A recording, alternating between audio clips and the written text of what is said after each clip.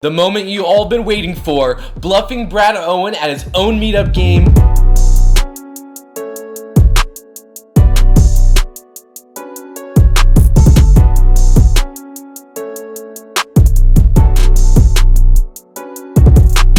We are here for a meetup game, Brad and Andrew's meetup game. Obviously, you guys know them. They don't need an introduction. What are we playing today? We're playing 5-5, and we have brought a lot of money, and there's a lot sitting in front of us right now. Yeah, we're here for some fun. Hopefully it goes well. If we're going to run good, today's the day to run good. So Fingers crossed, drop a like. Let's see if we can do this. thank you. Peace. Doug Polk here. A lot of amazing faces here. Hopefully we run good. We're playing 5-5.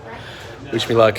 Before I looked down at my first 5-5 hand, the dealer asked me if I wanted to wait or buy the button. I said, sure, I'll buy it. And then he said, okay, $10. And I immediately regretted doing it because that's a lot of money.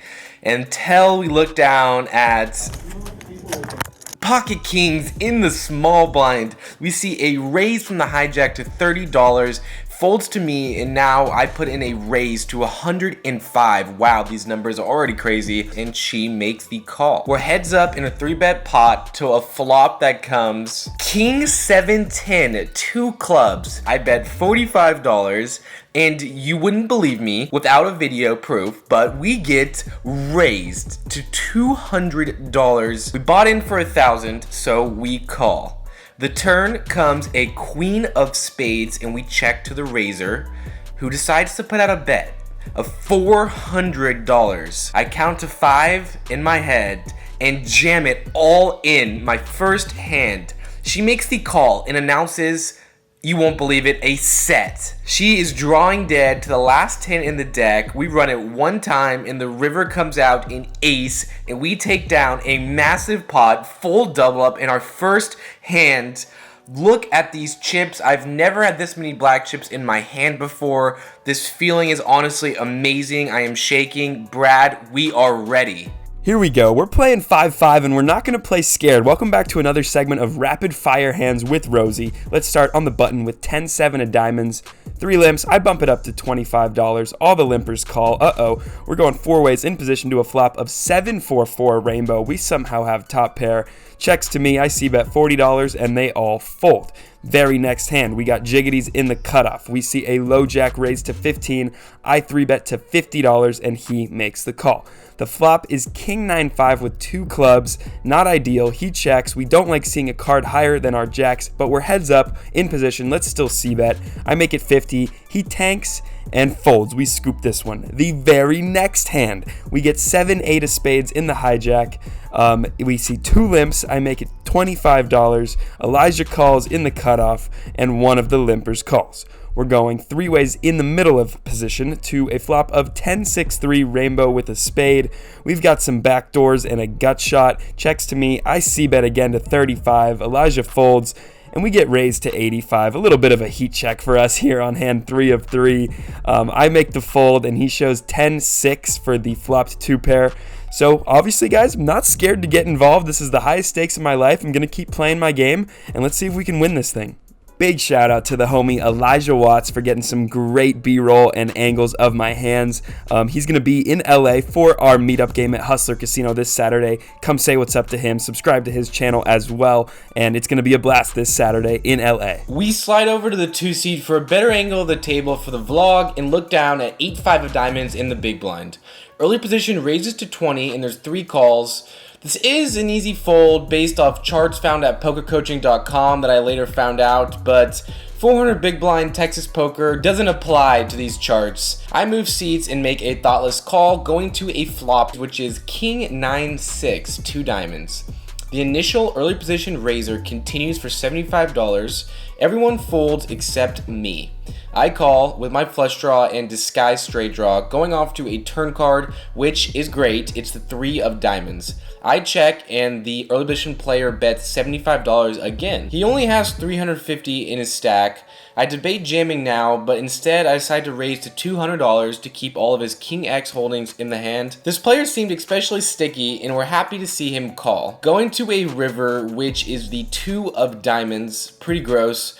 I don't think a worse hand will call if I jam, and a lot of his King X holdings with a single diamond just rivered me. I check, he smells fear, and he jams. I add up my pot odds, realize I'm getting an amazing price, and think to myself, maybe a set bluff jams? I call, and he flips over ace jack of diamonds, so we were dead on the turn, and we lose half of our profits from hand number 1. One of those hands we really wish we would have just folded pre-flop. Next hand for me, we got pocket kings in the small blind. Let's go. There's a few limps. A limp will not do. I bump it up to $30. But 3 limpers call, so we're going 4 ways out of position to a flop of queen jack 3 with 2 spades, a very juicy board. I see bet for $75, folds to one guy who rips it all in. Thankfully, it is for less than $75, so we are now heads up, gonna see the rest of the cards, hoping for a clean run out. Jack of clubs, queen of clubs, not great at all as we now lose to either of those cards. But when he says he just has a 3, we show and we are good. I'm not sure what he could have had there, but we are very happy to take this one down. The table was doing $25 double board bomb pots, our stack was taking a hit, and the poker gods noticed as we looked down at aces in the cutoff. I opened to 15, and the big blind player is the player from the first hand, and she makes the call. The flop comes pretty dry, queen 9-5. I bet $20 for value and she makes the call. She's a very strong player. I'm hoping she's looking for some revenge after our first hand and she might get out of line and try to bluff me, but she doesn't really do anything of the sorts. The turn is a dud, 2 of clubs. I bet $25 again and she makes the call. The river is another 5. I'm not worried about it. I bet $100 and she just was never fully interested in the hand. She makes the fold. Not much, but nice to be stacking chips again. This hand, we look down at the ladies, pocket queens in the big blind. Let's go. There's an under the gun limp, and we see the gentleman raised to $35. This was a player who had not raised at all this session, purely limped, was the tightest at the table by far. Alarm bells are going off in my head. It's rare that you could put someone on a range as strong as like kings, aces, ace, king type stuff, but this is the time where we do it. Nevertheless, I just think queens is too strong to not 3-bet here out of position. So when it gets to me, I do bump it up to $100, and he just makes the call, which actually makes me feel really good. The flop is 5-6-9 rainbow. I threw out a c-bet down bet to $70, and he makes the fold. I think he might have had specifically ace king, so very happy to take this one down. I've had aces, kings, queens, jacks twice now, all in one night. Hits 2 sets. Woo! Gear up.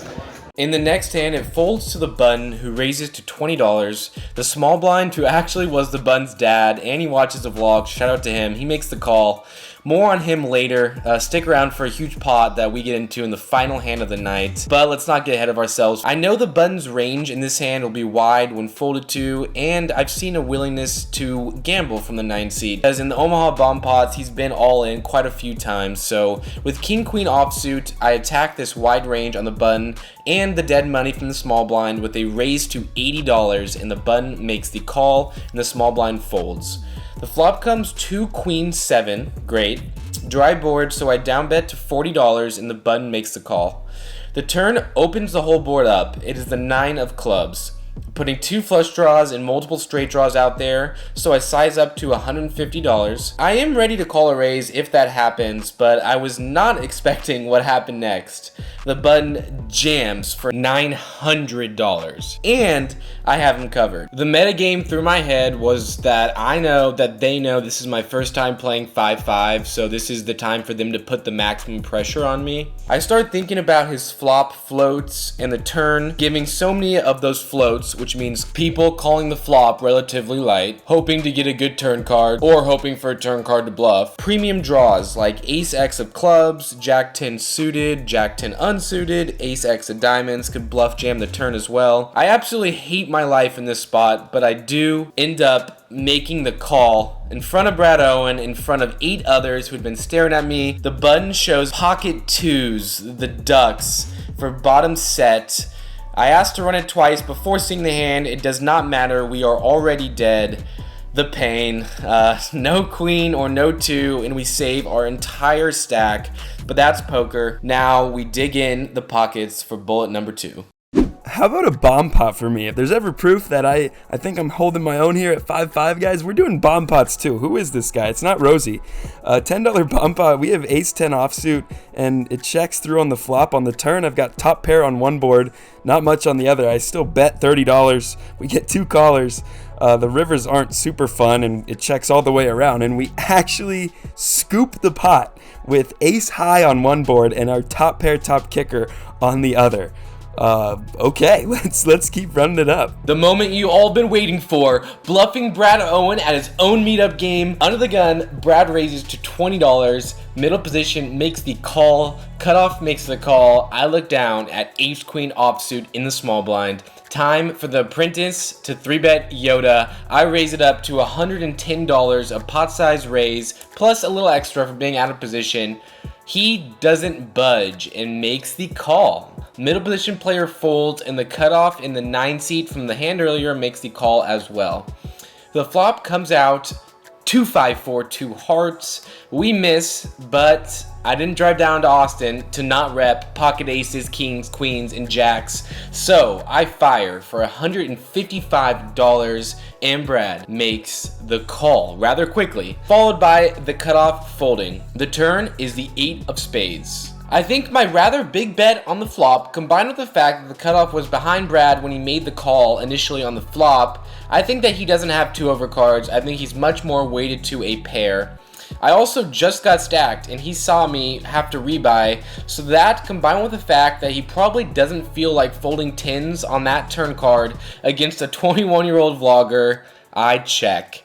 And Brad jams in my face for like $700 more. I sigh. Good job, master, and I lay this one down. Good hand. We are off to the next one. On the curb, even though we've had a lot of premiums today, we are still down. It hasn't gone our way ever since that king-queen call. Unfortunate. After that, such a strong start. This sucks, but it's 10:30.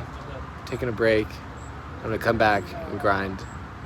Hopefully we hit something. Buckle up, guys. This one gets a little crazy. We've got pocket queens again in the hijack. We see a crazy player in middle position. Open it up to $15. Happy to 3-bet him every day of the week. I make it 50 and only he calls. We're going heads up in position to a flop of 10-9-4 with 2 clubs. He checks. I fire out a C-bet of $75. And he goes for the check raise. He makes it 200. This is where it gets a little dicey. These are some big bets. We're playing about 1,500 deep, the deepest I've ever played in my entire life. A lot going through my head. Definitely not going to fold. A raise is a little scary for me playing this deep. I prefer to call in position and assess a turn, and that's what I do. I make the call. We head to a turn, which is not a good one. It's the ace of diamonds, meaning a lot of his bluffs, like flush draw bluffs, he gets there with his nut flush draws like the ace.